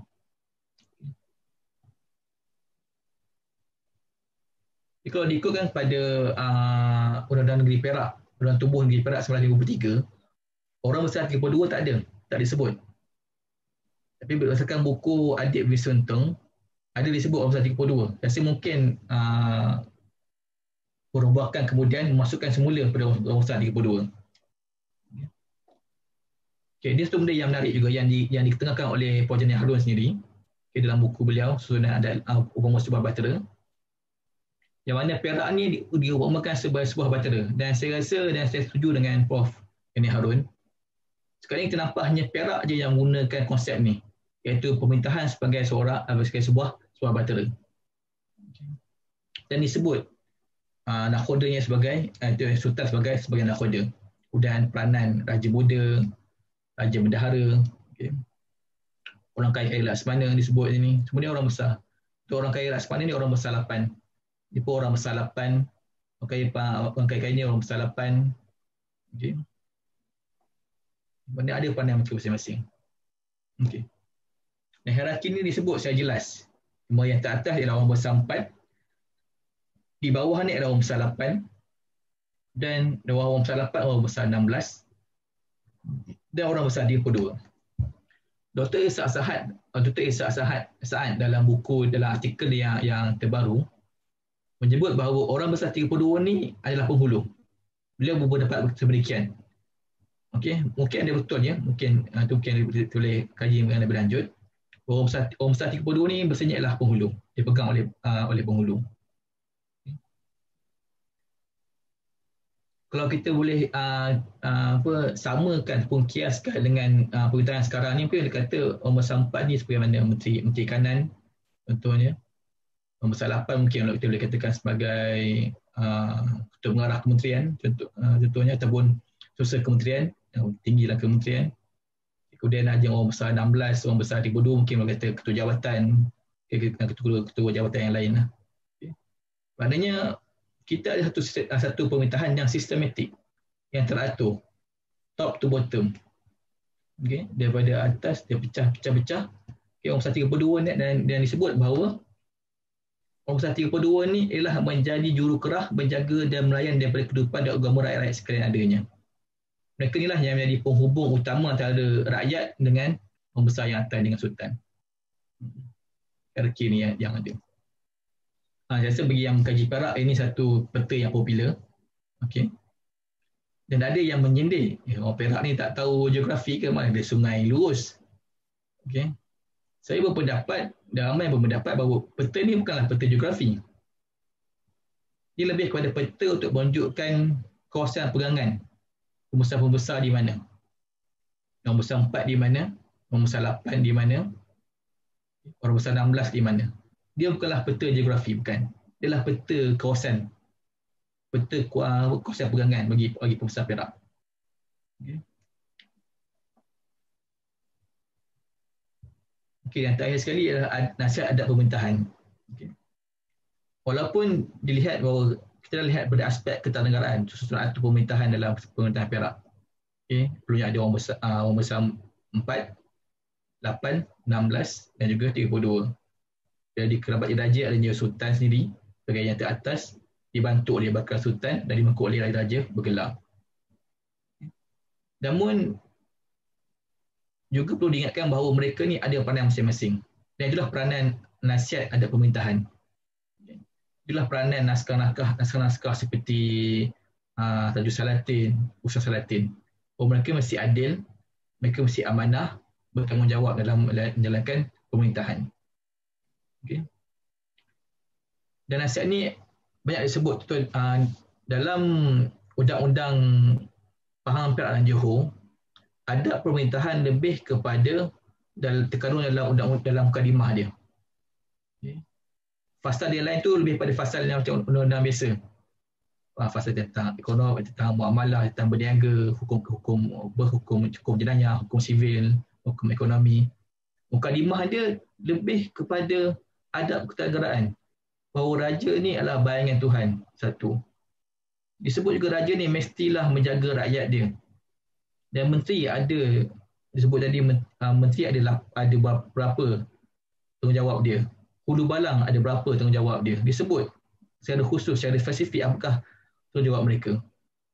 Maknanya sebelum mereka menjalankan mereka punya undang-undang, diingatkan kepada raja dan pembesar, mereka ada tanggungjawab. Sebelum menghukum, mereka mesti buat tanggungjawab mereka dahulu. Itu disebut bahawa undang-undang kita, dunia undang-undang Melayu lama ni, mereka bukan sekadar menghukum. Mereka bukan sekadar untuk menghukum, tapi juga sebagai peringatan kepada raja-raja, buat adil dahulu sebelum nak menghukum. Mentadbir dengan adil, dengan saksama dahulu, sama raja ke pemerintah, pembesar ke sama. Raja pembesar mesti memerintah dengan adil, dengan saksama, sebelum nak menghukum orang. Okay. Jangan nak main hukum je. Itulah bagi saya falsafah yang nak dibawa bila undang-undang Pahang Perak dan Johor ni dimulakan dengan mukadimah adab ketatanegaraan yang agak panjang. Dalam 6 ke 7 buku surat. Panjang tu sebenarnya. Okay. Dia dibawa ayat-ayat Quran, hadis-hadis yang menyebut tentang perlunya raja ni adil dan juga adil dalam pemerintahan. Okay. Dan memang poin yang ketiga ni ditekankan bahawa kepentingan hubungan tiga serangkaian iaitu raja, pembesar dan juga rakyat mesti saling bantu-membantu. Okay. Saling menghormati. Dia bukanlah satu hubungan yang sehala, tapi hubungan yang dua hala. Okay. seperti mana wadat memang betul rakyat akan bertaati raja, dengan syarat raja juga mestilah menghormati hak-hak rakyat, menghormati keadaan rakyat, tidak terus menghukum setiap berlaku zalim. Dan juga disebut bahawa dalam teks sejarah atau teks undang-undang atau teks ketatanegaraan disebut bahawa antara tanda kemakmuran negeri itu ialah apabila murah makanan dan ramai rakyatnya. Itu disebut bahawa bukanlah tanda kemakmuran itu kaya menterinya, kaya rajanya, tak, tapi murah makanan je, ramai rakyatnya. Peringatan kepada raja-raja untuk nak pada raja dan pembesar untuk menjaga rakyat sebenarnya.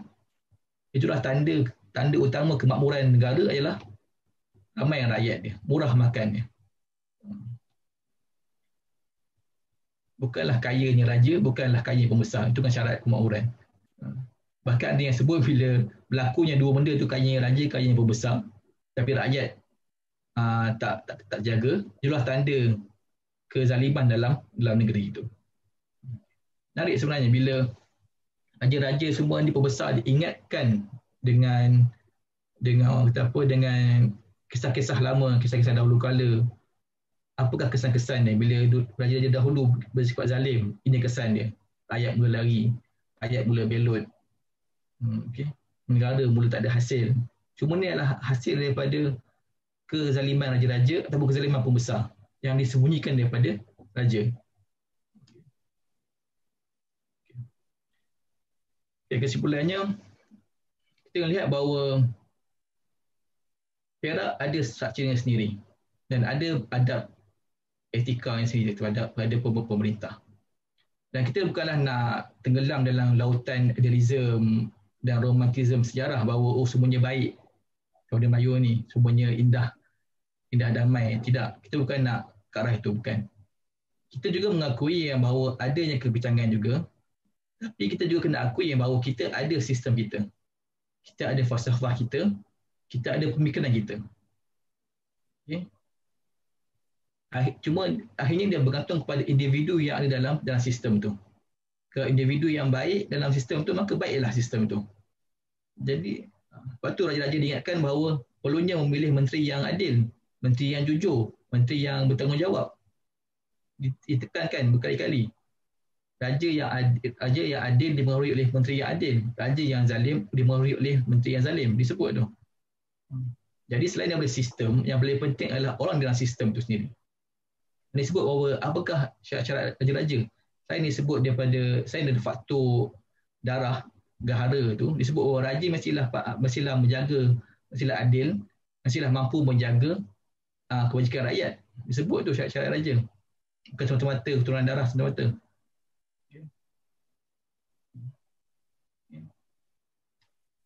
Sebab kita nak mengkritik juga, contohnya macam satu orang kata apa, hujah secara general oleh JM Golik yang mengatakan bahawa kita ni tak ada sistem sebenarnya. Sekarang apa yang kita cerita ni sekarang ada satu orang kata apa, berangan untuk nak sedapkan hati. Itu hujah-hujah macam Golik dan juga politician yang lain. Sebenarnya tidak, kita memang ada. Tapi kita juga tak nafikan wujud kebincangan. Okay. Kita ambil yang baik, yang buruk tu jadikan sebagai pengajaran. Dan saya tutup dengan dua kata-kata ni daripada dua tokoh yang kita kenal. Seorang pun almarhum Dr. Muhammad Taib Osman menyebut bahawa lagipun gambaran yang sering digembar-gemburkan polisi barat tentang Oriental despotism adalah berlawanan dengan etos pemerintahan Raja Melayu yang mengikut naskah-naskah ketatanegaraan yang kita warisi. Kita akui bahawa memang ramai raja-raja yang buat salah laku, tapi ramai juga raja yang adil, raja yang zalim. Kenapa kita berikan satu gambaran yang adil?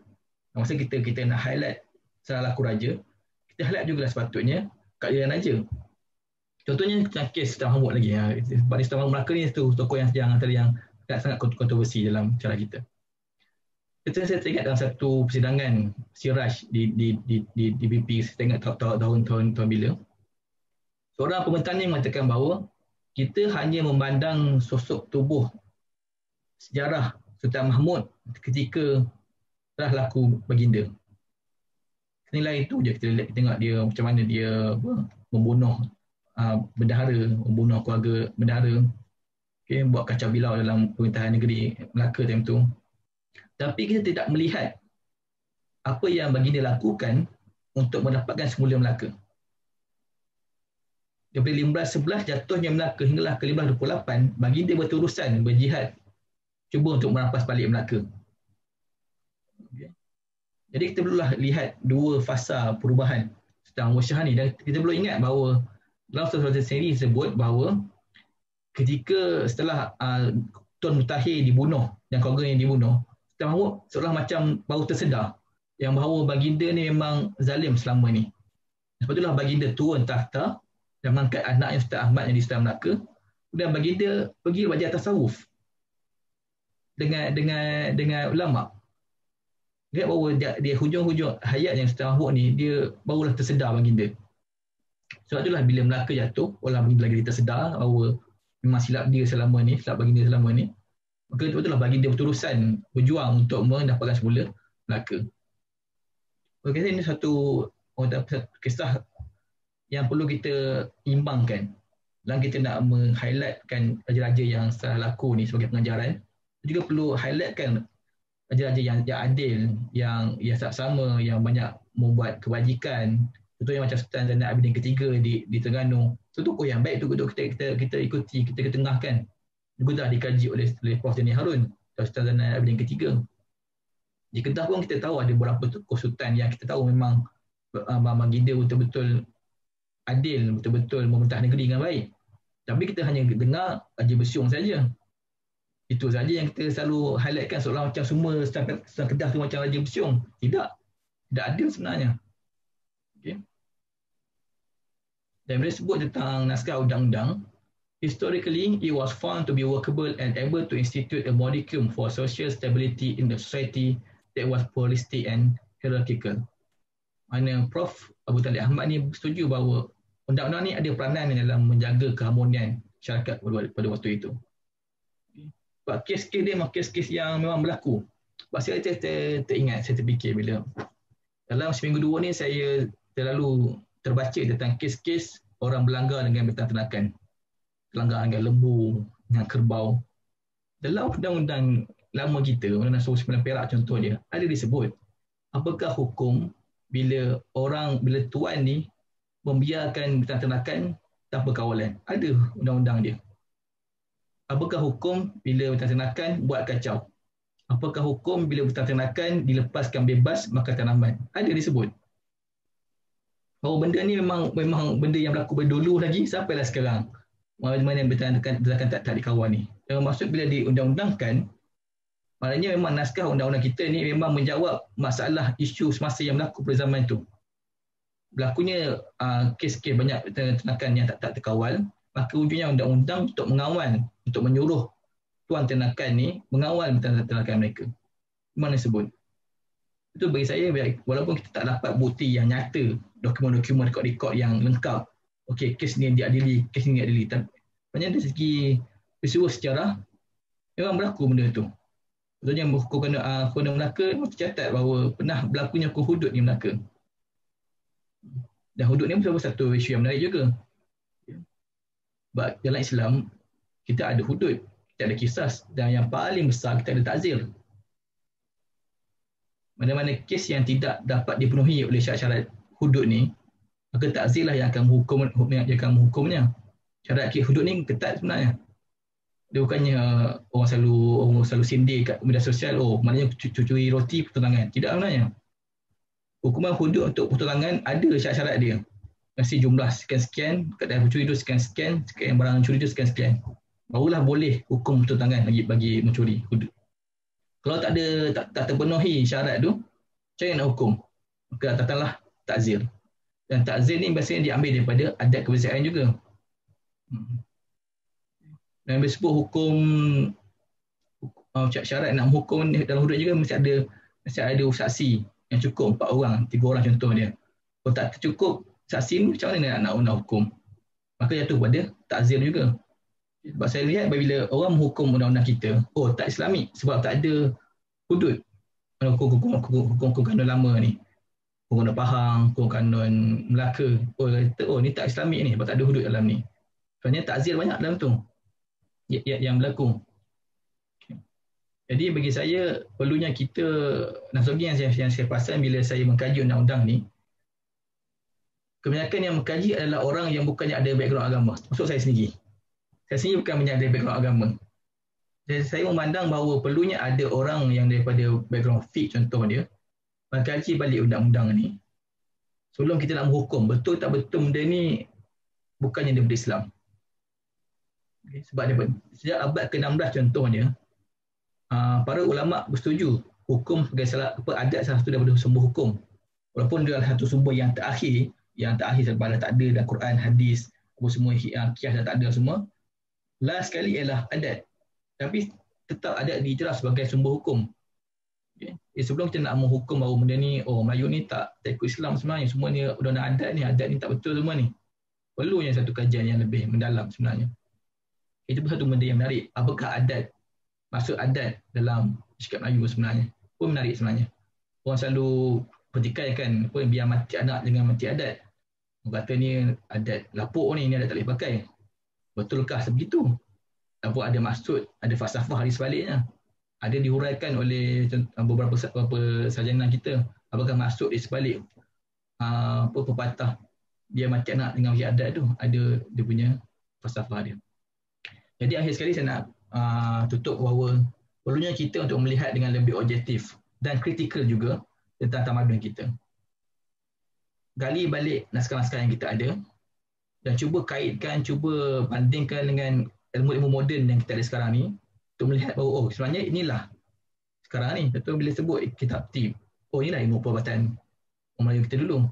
Bila sebut tentang undang-undang, ada naskah adat-adat ni, inilah ilmu politik orang Melayu dulu yang menggariskan struktur, menggariskan tentang peranan-peranan pembesar, tanggungjawab pembesar.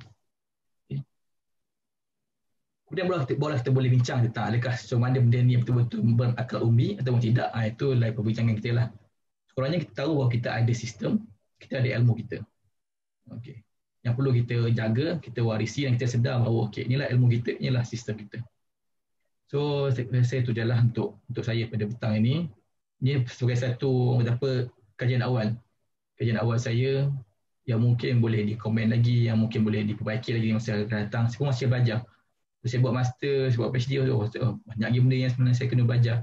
Kadang saya pun terfikir juga, adakah semudah ni kita nak claim benda ni? Tak boleh juga. Kita perlukan juga satu hujah-hujah yang betul-betul kuat, betul-betul boleh terima sebenarnya kita nak claim satu benda. Janganlah kita terlalu seronok nak menaikkan tamadun Melayu, kita main bantai saja claim, tak boleh juga. Perlu ada hujah-hujah yang bagus, hujah-hujah yang boleh diterima pakai. Itu yang saya cuba nak elakkan sebenarnya. Saya takut saya seronok sangat menulis tentang keterangan Melayu ni, akhirnya dalam satu benda yang seolah macam di awal-awangan. Itu bahaya juga tu sebenarnya. Penilaian yang kritikal, yang objektif, yang berhati-hati amalah pentinglah kita nak menilai semula pada Melayu kita. Ya, itu sahajalah bagi saya. Apa yang baik itu daripada Allah SWT dan apa yang buruk adalah permasa saya sendiri. Okay, Assalamualaikum warahmatullahi wabarakatuh. Okey, terima kasih Tuan Azizi. Okey tuan, kalau ada soalan tuan boleh type di ruangan chat ataupun Q&A. Sementara kita tunggu soalan tu. Betul tuan, saya setuju dengan tuan. Saya melihat apabila tuan menerangkan mengenai ketatanegaraan Perak, saya terfikir because di Negeri Sembilan juga dia ada sistem ketatanegaraan sendiri. Cuma dia bukan dalam bentuk undang-undang. Kita cuma undang-undang yang terawal yang ada adat istiadat Melayu, adat istiadat Istana Besar Seminanti 1934 yang ditulis 1934. Yang terawal 1897 yang ditulis semula dikemas kini 1953. Yang ketatanegaraan yang saya masukkan adalah kebanyakan sistem undang-undang itu diletakkan dalam bentuk perjanjian. Perjanjian. Contoh sebab Negeri Sembilan ni yang tuan, yang sisi kita adalah kita yang di-Pertuan. Dia ada perjanjian, dia ada pembesar-pembesar adat yang lain. Dia ada perjanjian 1895 dengan penghulu tanah mengandung. Ada 4 fasal dan 1898 perjanjian dengan undang yang 4, ada 4 pasal. Cuma dia tak pernah dibukukan. Dia dalam bentuk undang-undang. Apakah tanggungjawab raja, apakah tanggungjawab pembesar, dan bagaimana kedudukan raja sebagai raja ni sebagai simbol yang diberi pendapatannya oleh pembesar melalui cukai. Itu sebab dia jadi 9 ni kita tak dalam bentuk yang banyak lisan kan. Dia banyak lisan sebab dia jadi kelang kabut tu dia banyak dalam bentuk lisan. Ada juga sebenarnya satu macam saya punya syarah kami di sini, Prof Murad berikan sendiri katakan bahawa perjanjian surat menyurat pun satu sumber keterangan juga sebenarnya. Surat menyurat yang perlu diteliti bagaimana raja-raja Melayu menganggap diri mereka dan memandang orang luar macam mana. Ya, betul. Itu menarik juga tu sebenarnya. Dan saudara Tuan Megat, dia tulis saya tak ada baca komen, tak ada soalan mengenai undang Minangkabau di Perak. Tuan boleh tengok di ruangan Q&A. Tuan klik kan. Tuan boleh tengok soalan saya.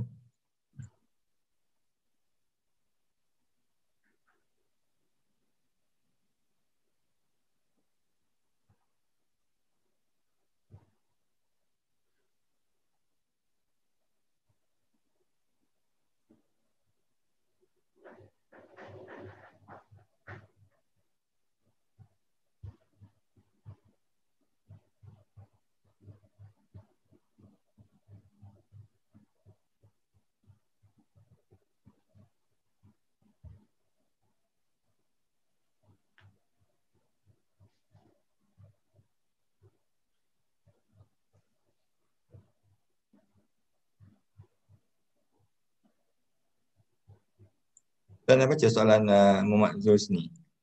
Ada, saya tak pesan. Ada di ruangan Q&A. Tak ada keluar. Okey. Dia minta penjelasan hukum perundangan yang awal di Tanah Melayu pada bila dan di mana. Dan adakah ada pendapat menyatakan bahawa awal abad pertama dah ada? Bilakah undang-undang terawal di Tanah Melayu? Okey.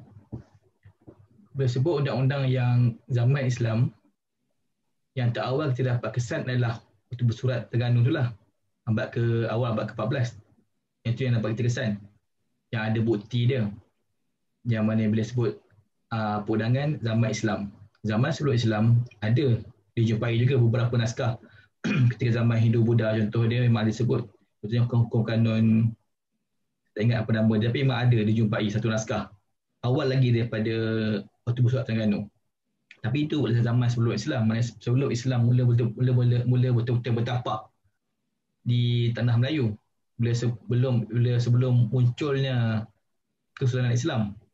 Okay. Jadi kita katakan dari segi perundangan yang ada pengaruh Islam, yang terawal adalah waktu bersurat Terengganu. Kemudian Hukum Kanon Melaka dan telah yang lain-lain. Hukum Kanon Pahang, Undang-Undang Kedah. Kita tak nafikan mungkin ada yang lagi awal. Tapi tak jumpa apa bukti dia, dokumen tak jumpa. Jadi soalan kita katakan bila tak jumpa, tak maksudnya tak ada. Cuma tak jumpa lagi. Tapi bila kita nak hujah secara akademik, kita terpaksa berhujah dengan apa yang ada. Itu asal kita. Jadi yang terawal undang-undang Islam ialah waktu bersurat Terengganu. Pasal kita tak jumpa naskah undang-undang mereka, tak jumpa. Mungkin ada, tapi kita tak jumpa. Mungkin dah hancur ke, mungkin dah terhapus ke, wallahu alam. Soalan saudara Amirul, fungsi atau peranan raja dihilir. Apakah fungsi dan peranan raja dihilir? Juga saya nak menjawab dulu sebab saya pun tak mengkaji secara mendalam. Okay. Tapi yang kita tahu mereka ni ialah bakal sultan. Ya, saya rasa ada dalam ni.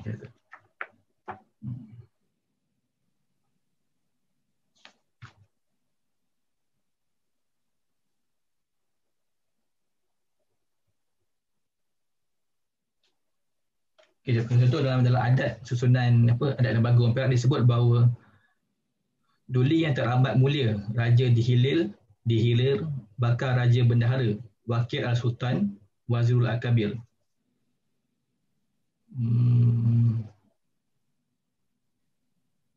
Disebut Raja di Hilir ni adalah memerintah jajahan Teluk Rantau Negeri sebelah hilir Sungai Perak. Okey. Duduk di sebelah berenam Raja di Hilir ni. Okey.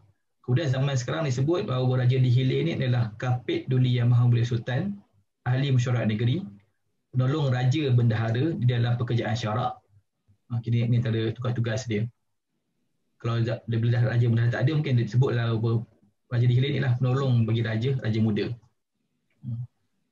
Dan tak disebut siapakah pembesar yang di bawah Raja di Hilir secara khusus tak disebut. Ini satu kedinamikan sebenarnya dalam sistem kita.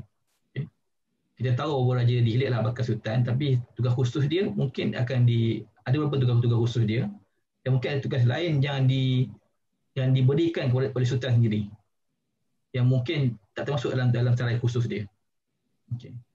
Jadi menjawab tu, kita tahu dia lah bekas sultan, tapi lain-lain tugas dia lain tu kita tak dapat jelas dengan nyata. Okey, terima kasih Tuan. Saya nak bagi Tuan Megat untuk cakap. Okey, silakan.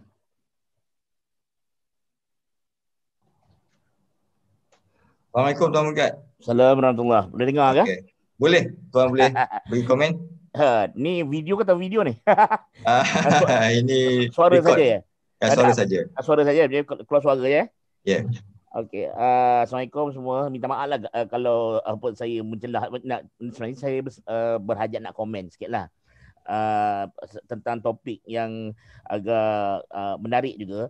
Sebab waktu saya buat master saya punya master saya buat mengenai The Sultanate of Perak based on the genealogical manuscript Maxwell 24. Maknanya salah satu manuskrip yang selain daripada Misa Melayu, kalau kita nak belajar tentang sejarah Perak, satu teks manuskrip yang perlu kita lihat juga adalah teks yang dipanggil Salasilah Raja-Raja Perak, di mana ada 3 manuskrip ni, versi 105, 105, Maxwell 24 dan 103.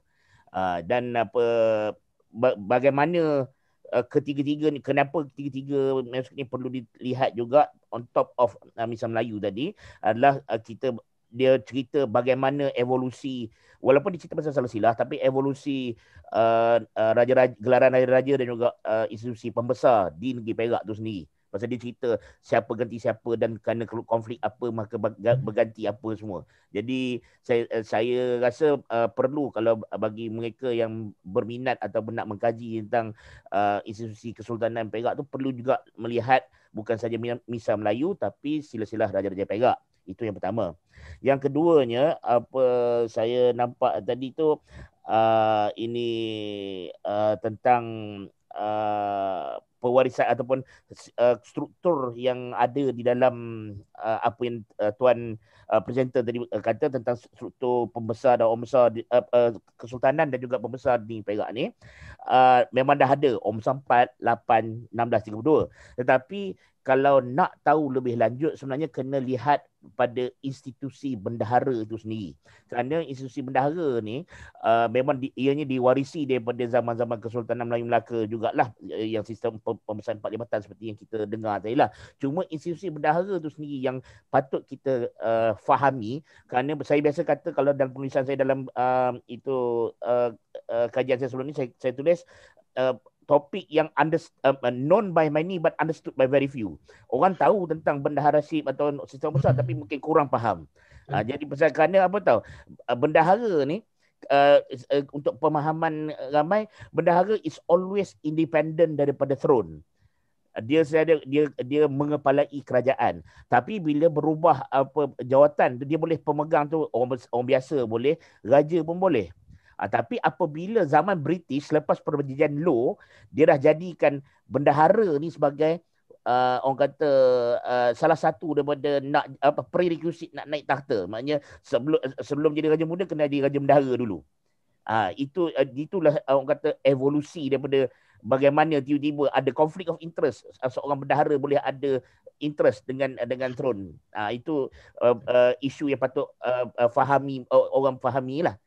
Dan seterusnya dengan bila kita faham tentang konsep atau institusi bendahara ni, maka kita akan faham macam mana evolusi Majlis Orang Besar sampai kewujudan Dewan Negara tu sendiri. Pasal Dewan Negara wujud sekarang ni pun yang ada bakal sultan, orang besar, semua bertitik tolak daripada evolusi yang sistem orang besar yang dikepalai oleh bendahara itu sendiri. Itu yang saya nak komen sikit lah. Jadi kalau nak lebih mantap, kalau nak memahaminya, kena faham tentang inilah. Dan saya juga nak tambah last lah, pengaruh undang-undang Minangkabau ni. Pasal ini masuk bakul kat sendiri sikit lah. Ini pasal keluarga saya. Saya ketua Megat Terawih kan. Jadi Megat Terawih yang mula-mula datang ikut ke Perak bersama Ustaz Muzaffar tu, dia yang bawakan undang-undang Minangkabau di negeri Perak, di mana beliau sendiri pun dari adat daripada Raja-Raja Pagaruyung. Kalau kita lihat seperti tadi ada sebut macam adat Minang dekat Negeri Sembilan kan. Dia biasa kalau pembesar sekarang ni, kalau mangkat je sultan, bendahara akan chair meeting untuk orang besar bersidang, dan pembesar lah yang akan memilih raja yang baru. Itu yang berlaku dekat Perak juga, seperti macam undang yang 4 bersidang nak ganti Yang Tuan. Serupa je. Jadi itu antara elemen yang orang kata elemen Minang yang ada dekat Perak ke lah. Okey, itu ya saya itu je lah ya. Terima kasih. Okey, terima kasih Tuan Megat. Okey, Tuan Azizi. Sebelum ni saya setuju dengan kata Tuan Megat tu. Puannya skop ni besar lagi sebenarnya. So, kalau saya nak buatkan sebenarnya tesis saya, pening saya nanti kan. Betul, saya nampak benda yang betul apa kata Encik Megat tadi. Inilah benda lain yang saya hanya buat satu macam rangka umum. Nak tahu lanjut dia apa yang Encik Megat kata tadi tu. Nak tahu lanjut macam mana tu kena kaji silsilah, kena kaji keluarga bendahara macam mana. Tu apa kata Tuan Megat, saya setuju betul sebenarnya. Okay. Tapi nak tahu secara umum dia macam inilah. Tahu lebih lanjut kena kaji lagi lanjut lah. Okay. Banyak lagi orang kata sejarah lisan, sejarah dalam keluarga ni yang tak digali lagi, yang perlu kita kaji balik, okay, kita ketengahkan semula. Okay. Dan bendahara memang setuju, memang kadang British menyempitkan bendahara ni macam Prime Minister, tapi betul sebegitu. Sebenarnya tugas bendahara ni, kalau ikutkan naskah-naskah sejarah, besar tugas bendahara ni. Dan penting, dan kadang bendahara boleh jadi naik raja di Pahang dan juga di Johor. Tarik sebenarnya tu. Kalau untuk dibincangkan lagi, kenapa bendahara boleh naik? Dan kenapa orang besar lain boleh setuju bendahara untuk naik? Boleh terima bendahara untuk naik? Okay. Itu kan juga menunjukkan bahawa banyak lagi benda yang perlu kita kaji dalam tamadun kita sebenarnya ni. Okay. Banyak lagi sebenarnya. betul. Sekadar usaha kecil kita, bersama-sama kita nak membina balik tamadun kita. Okay. Terima kasih kepada Encik Megat. Okay, saya rasa kita pun dah sampai penghujung. Saya mengucapkan ribuan terima kasih kepada Tuan Azizi, Tuan Megat dan tuan-tuan yang sudi turut serta dalam webinar pada petang ini. Saya setuju ini adalah titik permulaan kita mengkaji semula ketamadunan kita di Tanah Melayu tanpa mengedepikan kajian yang dibuat oleh British ataupun mana-mana pihak, sebab kita walau bagaimanapun kita masih lagi perlukan sumber dari mereka, tapi kita kembangkan dalam perspektif Melayu ataupun institusi orang-orang Melayu. Jadi saya doakan Tuan Azizi berjaya mendapatkan PhD-nya dan meneruskan kajiannya yang lebih mendalam terhadap ketatanegaraan Perak. Dan saya lagi sekali mewakili Galeri Diraja Tunku Jaafar mengucapkan terima kasih kepada semua. Terima kasih. Assalamualaikum warahmatullahi wabarakatuh. Waalaikumsalam warahmatullahi wabarakatuh.